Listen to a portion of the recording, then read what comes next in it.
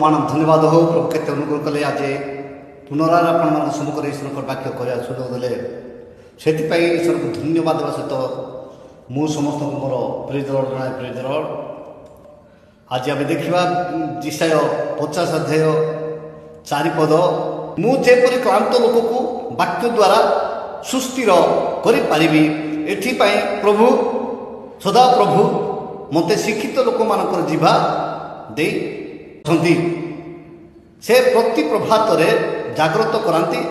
शिक्षित लोक परी शुणा से मोहर कर्ण को जागृत कराती प्रभु ये पठित वाक्य आम समस्त को आशीर्वाद करतु। ये आम देखु जे शिक्षित लोकंर शुणा एवं अशिक्षित लोक मान शुणा भितर पार्थक्य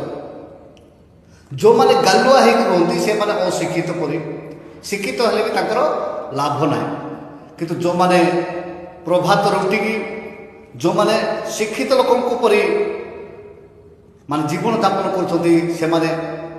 पाठ पढ़ी नथिले भी से माने होते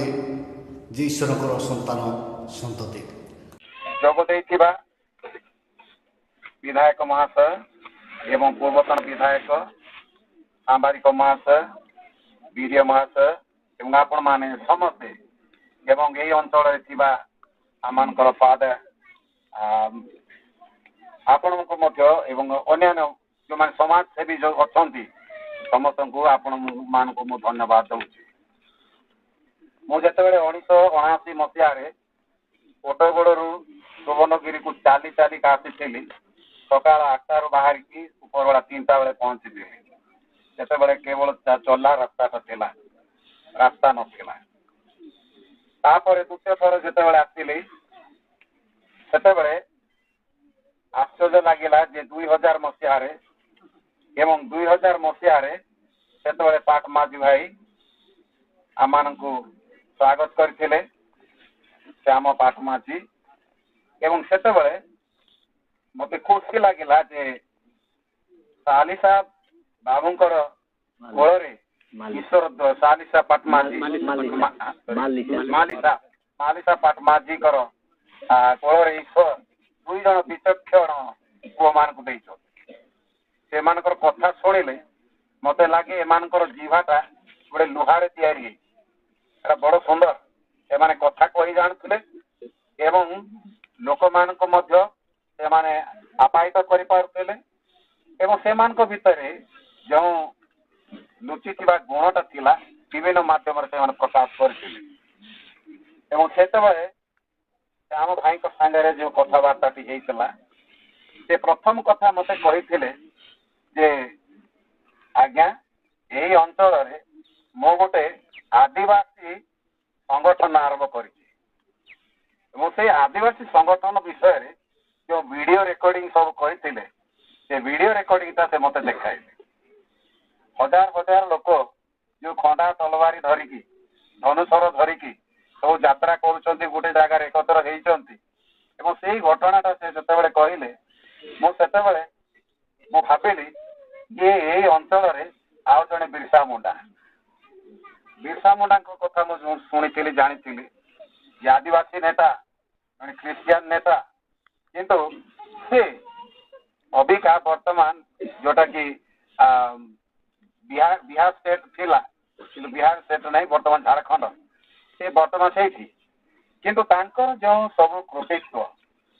जड़े आदिवासी नेता हिसाब से एवं जड़े आदिवासी ख्रीस्टियान नेता हिसाब से जो आदर्श से छाड़ी जाइए अनेक को प्रभावित कर आज अनेक आदिवासी नेता भिन्न भिन्न जाति रे जन्म होती ये कंद आदिवासी मान निमंते एवं समस्त ये अंचलवासी निमंते श्याम सुंदर पाठ माझी जड़े अन्यतम सांगे जो कथबार्ता मुझे जानी जी अनुभव कर निश्चित भाव में जड़े विचक्षण नेता थे एवं आज नेता को हरईचु से सकाकूल दुख लगुच सहित जो माने यही प्रकार विषय चिंता करें ये प्रकार घटना घटाई चिंता करें से अतीत भविष्य कि प्रकार दुख आसो ସେମାନେ ସେଇଟା ମଧ୍ୟ ଚିନ୍ତା କରିପାରିଲେ ନାହିଁ। ତାଙ୍କର ମଧ୍ୟ ଦୁଃଖ ଅଛି। ତେବେ ଆଜି ଆମମାନଙ୍କ ଭିତରେ ଯେଉଁ ଶୋକଟା ଅଛି,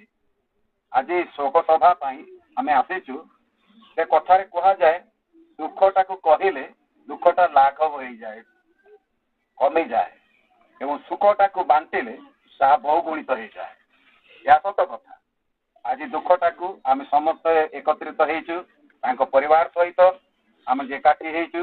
ସେମାନେ ଆମକୁ ଦେଖିଲେ କାନ୍ଦିଲେ, ଆମେ ତାଙ୍କୁ ଦେଖିକି କାନ୍ଦିଲୁ ଏବଂ ଏହା ଦ୍ୱାରା ଦୁଃଖଟା ହାଲକା ହେଇଗଲା।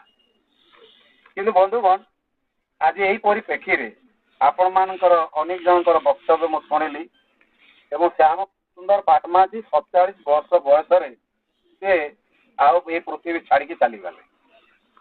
ଆମମାନଙ୍କ ଠାରୁ ବିଦାୟ ନେଲେ ଏବଂ ଏ ପ୍ରକାର ବିଦାୟ ନେଲେ ତାଙ୍କୁ କୋଉ ଆଖ୍ୟାଟା ଦିଆଯିବ ମୁଁ ଜାଣେ ନାହିଁ। ସେ ଶହୀଦ ହେଲେ ନା ସେ ତାଙ୍କୁ ଅପମୃତ୍ୟୁ ହେଲା କିମ୍ବା ତାଙ୍କୁ ହତ୍ୟା କରାଗଲା ବା ଇତ୍ୟାଦି ଇତ୍ୟାଦି ତାଙ୍କୁ କୋଉ ଭାବରେ ବ୍ୟାଖ୍ୟା କରାଯିବ ତାହା ମୁଁ ବେଳେ ବେଳେ ଭାବେ ଯେ ଏହି ସମୟରେ କି ତାଙ୍କୁ କି ଆଖ୍ୟାଟା ଠିକ ହବ। ତେବେ ଯାହା ବି ହଉ, ଆଜି ଅଭିଯୋଗ କରିବାର ନାହିଁ କିମ୍ବା ସମର୍ଥନ କରିବାର ବିଷୟ ବି ନାହିଁ। ଯାହା ଘଟଣା ଘଟି ଯାଇଛି ଆଜିର ଏହି ଅଳ୍ପ ଶିକ୍ଷା ଉପରେ ପରସ୍ପର ଆମ ପ୍ରତ୍ୟେକଙ୍କୁ ଆଶୀର୍ବାଦ କରନ୍ତୁ। ରହିଲି, ନମସ୍କାର, ପ୍ରେଜ୍ ଦ ଲର୍ଡ।